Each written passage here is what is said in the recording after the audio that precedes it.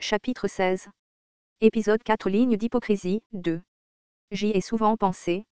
Pourquoi tant de méchants prévisibles apparaissent-ils dans les histoires post-apocalyptiques? Ce doit être la paresse des auteurs de penser que des crimes tels que le viol ou le vol se produiraient sans discrimination dans une telle situation. Si la véritable destruction se produisait, les humains n'agiraient-ils pas de manière plus rationnelle qu'ils ne le pensaient? On dirait qu'il ne le donnera pas et vas-y et tue-le. La réponse était maintenant juste devant moi. J'ai observé les hommes venir vers moi, ainsi que l'homme qui regardait à l'arrière. La constellation, juge du feu semblable à un démon, s'attend à un jugement équitable. Je m'en suis rendu compte une fois de plus. L'imagination humaine était un cliché, mais les vrais humains étaient plus clichés que l'imagination. Oui. La trajectoire du tuyau de fer se déplaçait d'une manière amusante dans l'air. Ce n'était pas une frappe avec l'intention de tuer. En fait, ça ne m'a pas fait si mal que ça. Si tu ne t'enfuis pas, tu vas vraiment mourir. Dégage. Les 4 hommes m'entourèrent. L'un tremblait mais les autres semblaient plus détendus qu'avant. C'était probablement dû à l'avantage du nombre. Que font ces gamins? Ouah! En même temps que le cri, un homme s'est précipité en avant. C'était clairement une posture sans défense. J'ai déplacé l'épine. Puoc. Ah! Ma jambe. Ma jambe. Espèce de bâtard. Frappe-le ensemble. Les hommes agités se sont précipités simultanément mais je n'avais pas peur. Leur niveau de force était juste au-dessus de 5. J'ai enduré les attaques entrantes et j'ai poignardé l'épine en silence. Tang. Kank. Puoc. Puoc. Les hommes ont eu les cuisses successivement percées et sont tombés à genoux en criant. Mais je ne les ai pas tués. C'était parce que la condition de clarté du scénario était de les neutraliser. Les constellations du système du bien absolu hochent la tête à votre jugement. Quelques constellations se moquent de votre humanité. Les constellations vous ont parrainé sans pièces. Si je devenais un meurtrier, je pourrais peut-être attirer l'attention des constellations pendant un certain temps. Cependant, ce n'était qu'un moment. Augmenter instantanément le seuil de stimulation n'était pas bon à long terme. Il reste 3 minutes avant la fin du scénario. 2 minutes s'étaient écoulées. Le calcul du temps était important dans les scénarios d'attaque temporelle. Qu'est-ce que c'est que ce bâtard? Pourquoi ne veux-tu pas mourir? À ce moment-là, leur chef qui observait la situation depuis l'arrière s'avança. Vous êtes un gars assez dur. Tout le monde recule. Je vais m'occuper de lui. Sheolsuyen Jenim. Ce type semble avoir un sponsor assez fort. Bien. On dirait qu'il a beaucoup de pièces. Des jointures brillantes d'un éclat noir. Ce n'étaient pas des jointures de fer ordinaire. L'a-t-il reçu de son sponsor? Crunch. Il y avait le bruit détendu des os qui craquaient dans les mains jointes. Le personnage, Sheolsu, a utilisé menacé. Menacé ne fonctionne pas car l'écart de capacité globale est trop grand. H, tu n'es pas plutôt doué. Tu n'as pas du tout peur? Le poing de l'homme bougea avant qu'il ait fini de parler. L'attaque visait exactement ma mâchoire. J'ai rapidement reculé. Ce type a souri. Tu n'es pas plutôt doué. Français, est-ce que tu fais de l'exercice? Même si je n'avais pas de compétences de jeu de jambes, n'importe qui pourrait le faire si son agilité dépassait le niveau 10. Comme j'avais précédemment investi la plupart de mes pièces restantes après avoir acheté des objets, la somme totale de mes statistiques corporelles atteignait désormais 33. Dois-je regarder ce type? La compétence exclusive, liste des personnages est activée. Informations sur le personnage nom, Bang Sheolsu. Âge, 34 ans. Sponsor de la constellation, monarque des petites frites. Attributs privés, capitaine de la force d'assaut, général, compétences exclusives, combat aérien NV2, bluff NV2. Stigmate, menace NV1 statistique globale, endurance NV6, force NV7, agilité NV6, puissance magique NV2. Évaluation globale, un petit poisson ordinaire qui a eu la chance d'obtenir un sponsor. Il a tendance à surestimer ses capacités par rapport à sa force de combat réelle. Ah, c'est vrai. Maintenant je m'en souviens, Bang Sheolsu du groupe Sheoldu. Quoi, tu me connais? Voyons voir. Ma mémoire était floue parce qu'il avait disparu comme le vent au début de l'œuvre, mais je me souvenais vaguement qu'il y avait un personnage appelé Bang Sheolsu. C'était le gars le plus stupide du groupe à la station Guo. Pour autant que je sache, ces gars auraient dû être tués par Yu Jonghyuk. Pourquoi était-il encore en vie? Oru, peut-être que tu fais partie de cette catégorie. Tu as dû tuer des gens? N'est-ce pas? Oui, j'ai l'impression que nous nous ressemblons un peu. Le personnage, Bang Sheolsu, a utilisé bluff. Bluff? C'était une compétence que possédait tout voyou. C'était un bon affaiblissement qui pouvait affaiblir la puissance d'attaque de l'adversaire, mais ce cas était différent. Force Wall a bloqué le bluff du personnage Bang Cheol-soo. La confiance du personnage Bang Cheol-soo chute rapidement. Est-ce que tu m'ignores? Tu veux vraiment mourir? Bang Cheol-soo a pris une posture de lutte gréco-romaine menaçante et s'est précipité vers moi. Mais ce n'était qu'un bluff. C'était parce qu'il n'avait pas la compétence, lutte. Arrête de tourner autour du pot et viens. Fils de pute. La compétence clé de Bang Cheol-soo était le combat aérien de niveau 2. Sa puissance de combat était insignifiante à moins qu'il ne se lance dans une mêlée. Meurs. La différence d'agilité était si élevée que ses attaques me touchaient rarement. Je les regardais avec un peu de sympathie.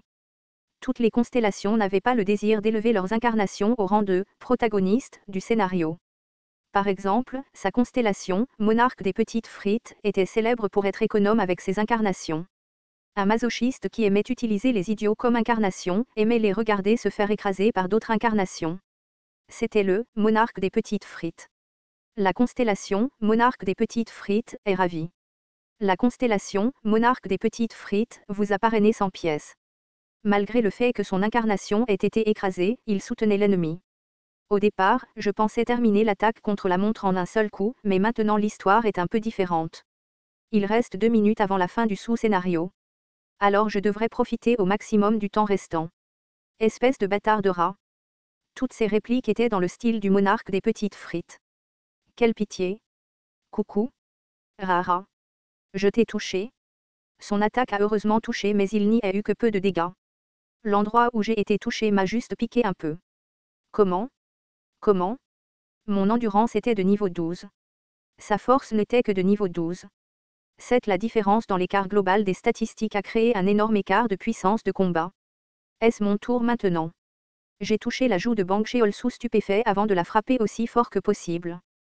Quelques dents ont volé alors que Bang Cheol-soo hurlait. Je n'ai pas hésité et j'ai percé son bras avec précision avec l'épine. Aag.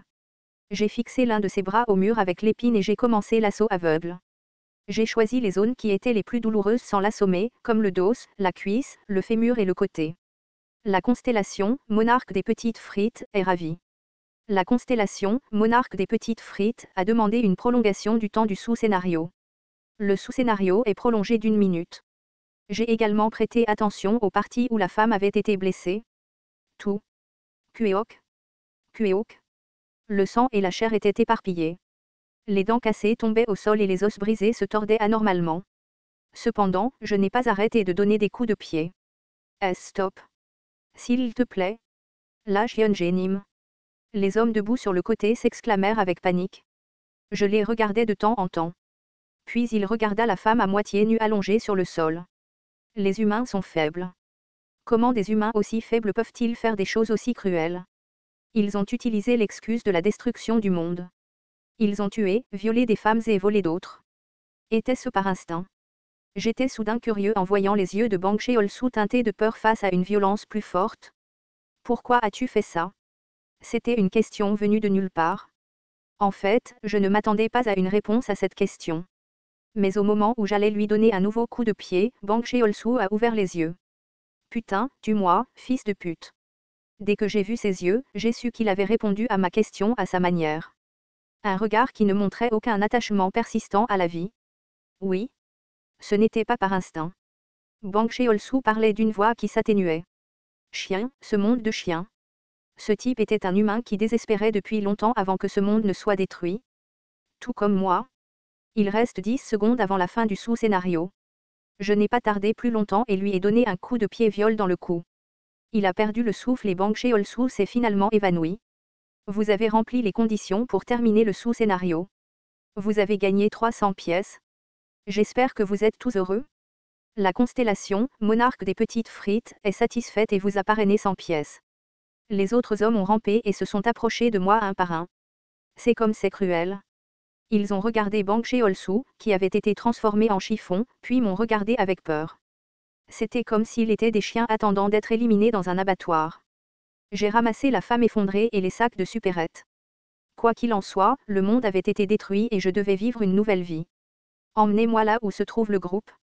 Astérisque. Astérisque.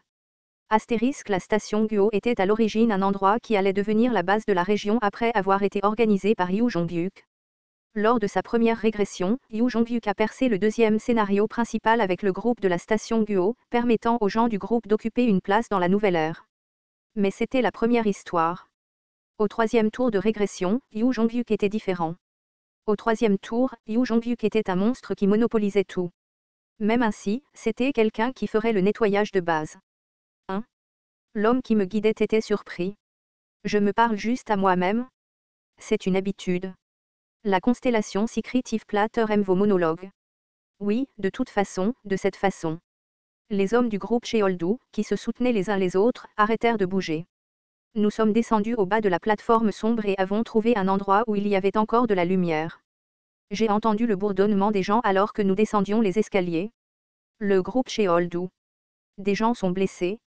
Certaines personnes se sont précipitées pour soutenir le groupe de Bang Cheol-soo. Il y avait plus de système que je ne le pensais puisque les gens se déplaçaient de manière ordonnée. Pendant ce temps, j'ai vu des visages familiers écrasés. Oh mon Dieu! Dokjia s'est assis. Dokjia s'est assis. Heureusement, il semble que rien ne se soit passé. Yu Sanga s'est assis. Je suis content. Vraiment, je suis vraiment content. Yu Sanga se tenait devant moi avec une expression heureuse. J'ai été surpris et j'ai demandé une poignée de main maladroite. Il y avait beaucoup d'éraflures sur le dos de la main de Yu Sanga, montrant qu'elle avait beaucoup souffert ces 4 derniers jours. J'ai entendu un bruit et quelque chose s'est attaché à ma jambe. Tu es en vie. C'était Lee Ji-lyung. Je caressai la tête du garçon. Est-ce que tu vas bien? Lee Ji-lyung hocha la tête. Il devait avoir faim car ses joues étaient vraiment fines.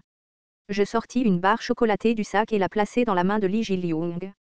Je savais que tu étais en vie, Dokjia SSI. Ah. Finalement, je regardai Lee Yeon-sang. Les muscles de sa moitié supérieure semblaient être devenus plus solides. Peut-être que Lee Yeon-sang avait protégé ces deux-là.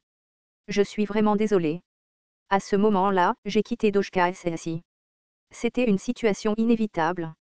Ouf, je suis content que Yu Jongyuk SSI ait eu raison. Yu Jongyuk. Pourquoi ce nom a-t-il été entendu ici? Lee Yeon-sang l'a remarqué après un moment et a dit. Yu Jongyuk a dit que Dokjia SSI était probablement en vie. Où est Yu Jongyuk maintenant? Il n'est pas ici maintenant.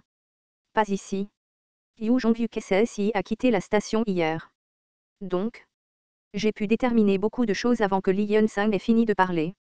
Je vois. C'était vraiment comme ça. C'était une personne pressée. Cela me rappelle qu'il y a une autre personne.